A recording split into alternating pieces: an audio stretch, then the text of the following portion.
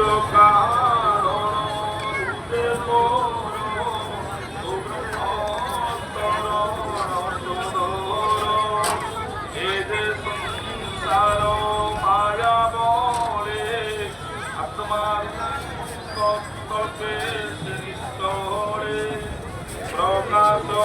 করি চিরহিত করই পূর্ণ নাহি হত মধ্যে কই সখী রূপে ক্রীড়া করই কল্পে কল্পে হে হরি রঘু অলঙ্কার তাহারে কবি শরণ